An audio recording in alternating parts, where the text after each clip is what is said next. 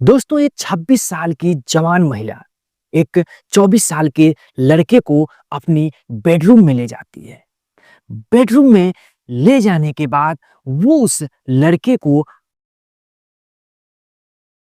दोस्तों खुद भी वो नग्न हो जाती है और उसे संबंध बनाने पर मजबूर कर देती है।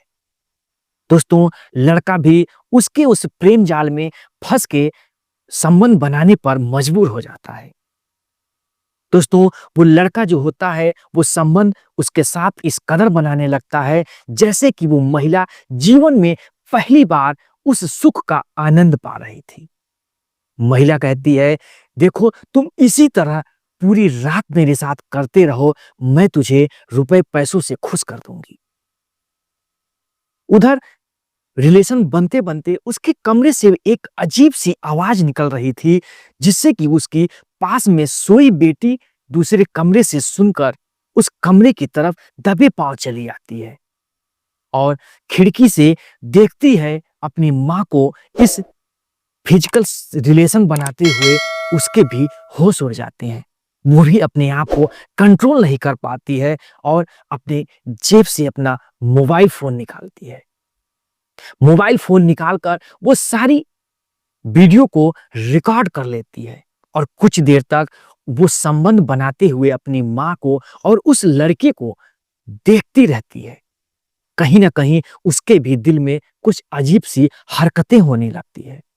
उसके बाद वो दबे पांव अपने कमरे में चली जाती है। दोस्तों, सुबह होता है और वो लड़की जो होती है वो उस लड़के के कमरे में जाती है और उसे वो वीडियो दिखाती है कि अगर तुम आज रात मेरे साथ अगर इसी तरह से मुझे खुश नहीं किया, संबंध नहीं बनाया, तो मैं ये वीडियो अपनी पिताजी को दिखा दूंगी। उस लड़के को वो वीडियो देखकर माथे से पसीना छूट जाता है और उस लड़की के साथ संबंध बनाने पर मजबूर होना पड़ता है। दोस्तों, उस लड़की के साथ भी वो लड़का जो है वो संबंध बनाता है उसी तरीके से पूरी रात और उस लड़की को भी खुश कर देता है। उसके बाद उसकी माँ और वो बेटा जो लड़का होता है वो दोनों मिलकर एक ऐसा प्लान बनाते हैं जिससे कि सोचकर आपके भी होश उड़ जाएंगे। आपके भी माथे से पसीना छूट जाएगा कि क्या कोई प्रेमी, क्या कोई एक महिला ऐसा भी कर सकती है अपने पति और अपनी बेटी के साथ। दोस्तों, चैनल पर नए हैं तो चैनल को सब्सक्राइब कर लीजिएगा और वीडियो को लाइक कर लीजिएगा। दोस्तों, ये कहानी है गाजियाबाद जिले की जो कि उत्तर प्रदेश में पड़ता है। वहां पर एक धनीलाल नाम की एक सेठ रहा करते थे। दोस्तों, उनकी जवानी में ही लगभग में 40 साल के आसपास उनकी पत्नी की जो है हार्ट अटैक से मौत हो जाती है।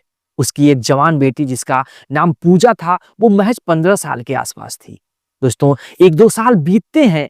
धनीलाल जी सोचते हैं कि क्यों ना एक नई शादी कर लें जिससे कि मेरी बेटी का भी ख्याल होता रहेगा। वो एक सुमन नाम की लड़की से शादी कर लेते हैं जिनकी उम्र महज 26 साल के आसपास थी और सेठ का उम्र लगभग 40 से 42 साल के आसपास था। दोस्तों, शादी के बाद वो रुपए पैसों की ढेर के सामने आ चुकी थी। वो अपने जीवन को बिल्कुल भूल जाती है। दोस्तों, वो जो लड़की सुमन थी वो एक गरीब घर की बेटी थी। वो बहुत ही गरीब थी। वो पैसे की लालच में उसके माता पिता इस धनीलाल नाम के सेठ से शादी कर देते हैं। वो इतनी खूबसूरत थी कि क्यों ना कोई लड़का उसे पहली बार में ही देखकर उस पर मर मिटे। दोस्तों, कहीं ना किसी रुपए पैसों की कमी उसे पूरा हो रही थी। सारे ऐशो आराम थे लेकिन उसे वो जो शारीरिक संबंध का जो सुख था वो नहीं मिल रहा था।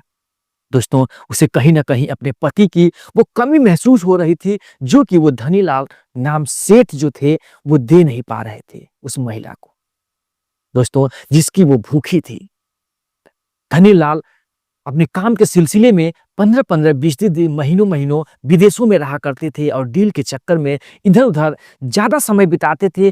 कहीं 6 महीने में एक आध महीना अपने घर पर बिता पाते थे। दोस्तों, उनका जीवन इसी तरीके से चल रहा था।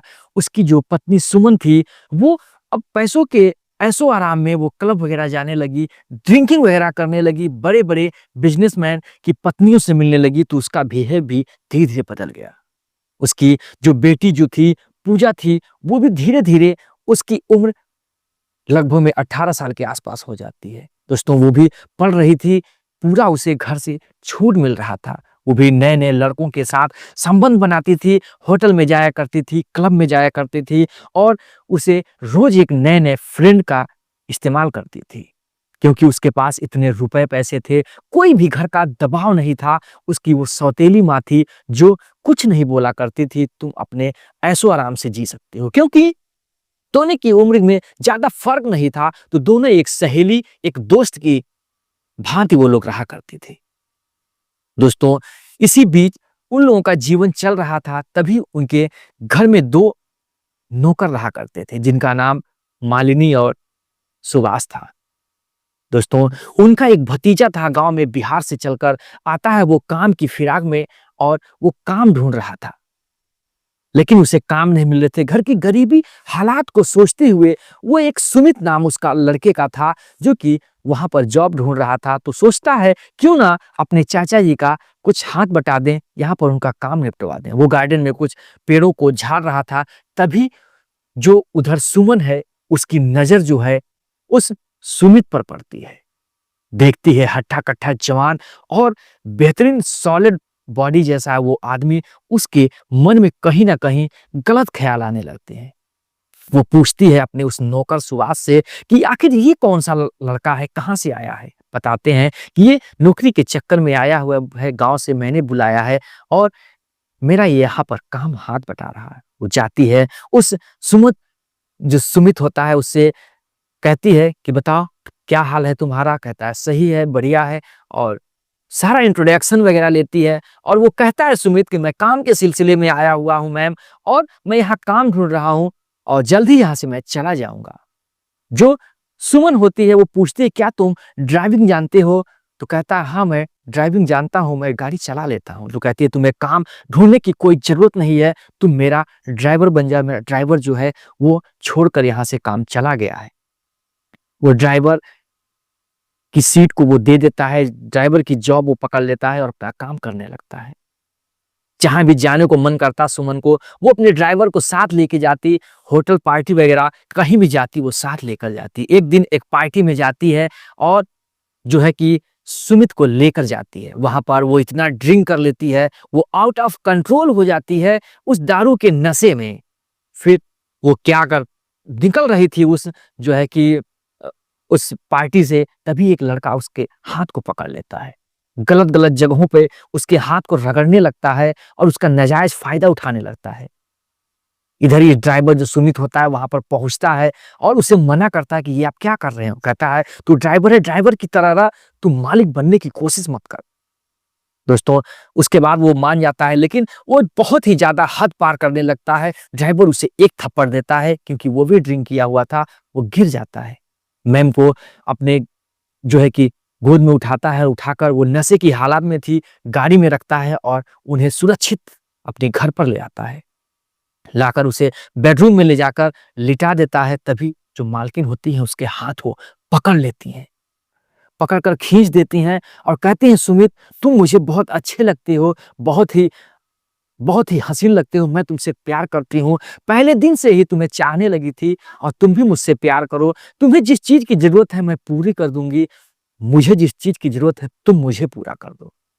ड्राइवर सुमित जो होता है वो हड़बड़ा जाता है, सोचता है कि ये मैम क्या कह रही हैं?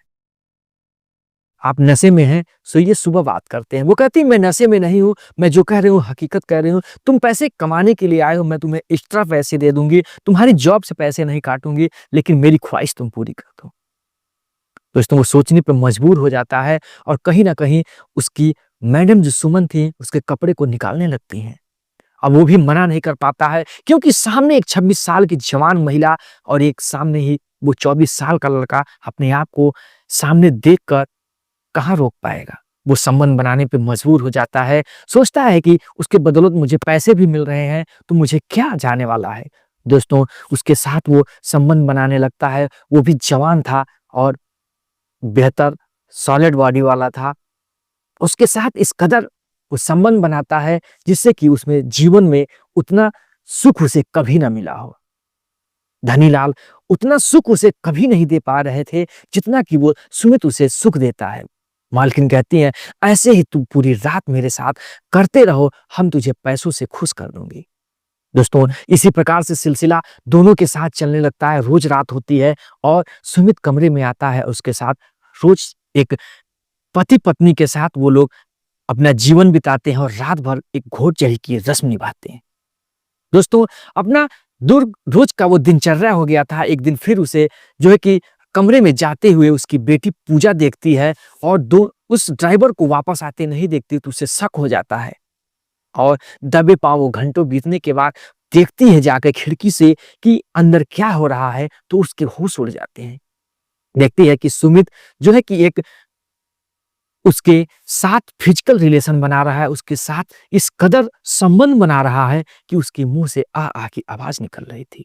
दोस्तों, उसको इतना आनंद आ रहा था कि मानो कि वो स्वर्ग में पहुंच चुकी हो। इधर देखकर पूजा को भी आनंद आने लगता है, कहीं ना कहीं उसे भी वो मजा मिल रहा था, क्योंकि वो भी इस जो कि संबंध बनाने की आदी हो चुकी थी अलग अलग लड़कों के साथ। वो अपने मोबाइल फोन को उठाती है और वीडियो रिकॉर्ड कर लेती है। बहुत देर तक देखती है उनके साथ संबंध बनाते हुए, तो इसे कहीं ना कहीं देखकर मजा मिल रहा था। वहां से चली आती है। अगले दिन शाम होता है और सुमित को बुलाकर कहती है कि देखो, मुझे भी जो है मेरी मम्मी के तरीके से मेरे साथ भी संबंध बनाओ, नहीं तो ये वीडियो मैं अपने पापा को दिखा दूंगी। दोस्तों, हड़बड़ा जाता है, उसके माथे से पसीना छूट जाता है। उसके साथ वो प्लान बनाते हैं कि घर पर कैसे होगा, तुम्हारी माँ रहती है। अपने वो ड्राइवर को किसी कारणवश छुट्टी पे भेज देती है और माँ से कहती है कि मुझे इस ड्राइवर के साथ कहीं घूमने जाना है, माँ मुझे इस ड्राइवर को ले जाने दो। माँ कहीं ना कहीं उस ड्राइवर को मना नहीं कर पाती है और ड्राइवर को लेकर चली जाती है।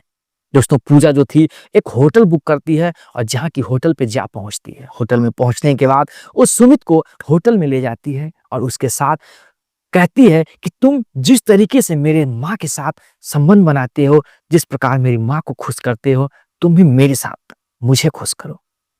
दोस्तों, वो उसी तरीके से उसे भी खुश करता है और दोनों कहीं ना कहीं इस बात के पछतावे में नहीं थे, वो दोनों खुश थे, क्योंकि वो पूजा कह रही थी कि देखो, मैं जानती हूं कि मेरी माँ कहीं ना कहीं इस सुख को नहीं पा पाती है, क्योंकि मेरे पिताजी बहुत बूढ़े हो चुके हैं और काम के सिलसिले में वो बाहर रहते हैं।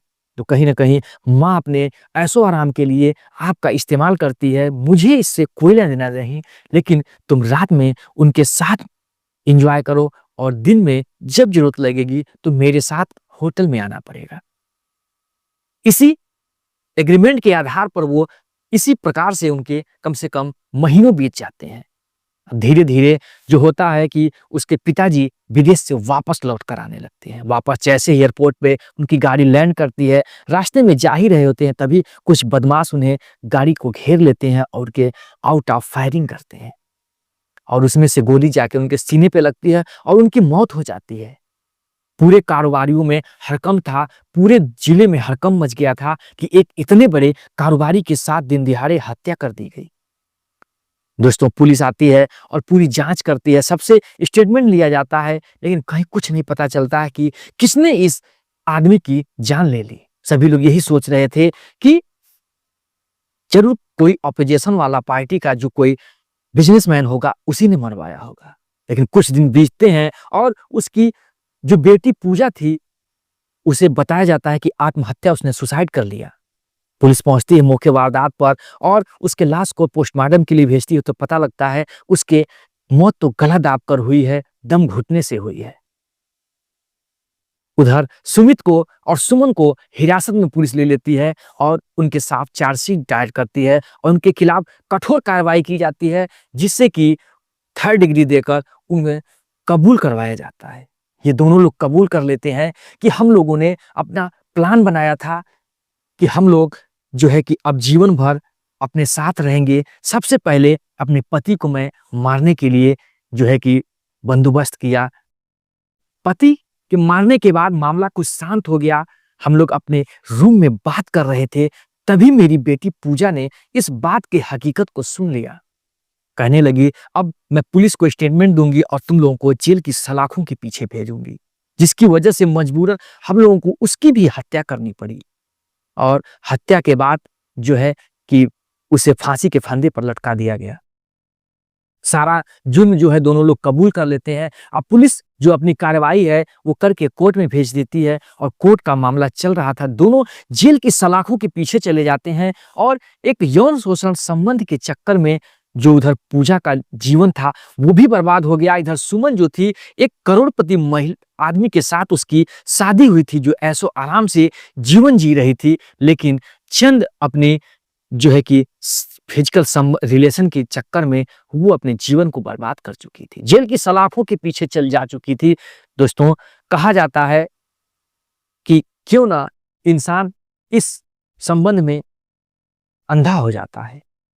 दोस्तों, उन दोनों का जो केस है, मुकदमा चल रहा है, जल्द ही उन्हें सजा मिल जाएगी दोस्तों। लेकिन कहानी सुनाने का मकसद हमारा किसी की भावनाओं को ठेस पहुंचाना नहीं है, बल्कि हमारा कहानी सुनाने का मकसद आपको जागरूक करना है कि दोस्तों घटना किसी के साथ हो सकती है। दोस्तों, कोई भी घटना या कोई भी कदम अगर आपके साथ भी ऐसा उठाने पर मजबूर होते हैं तो सोच समझ के उठाएं, क्योंकि दोस्तों कहा जाता है, एक कहावत, सच्चाई छुप नहीं सकती बनावट के वसूलों से, खुशबू आ नहीं सकती कागज के फूलों से। कहीं ना कहीं अगर आप गलत करेंगे तो पकड़े जरूर जाएंगे। दोस्तों, फिर मिलेंगे ऐसी इंटरेस्टिंग और इमोशनल कहानी लेकर। जय हिंद, जय भारत, वंदे मातरम।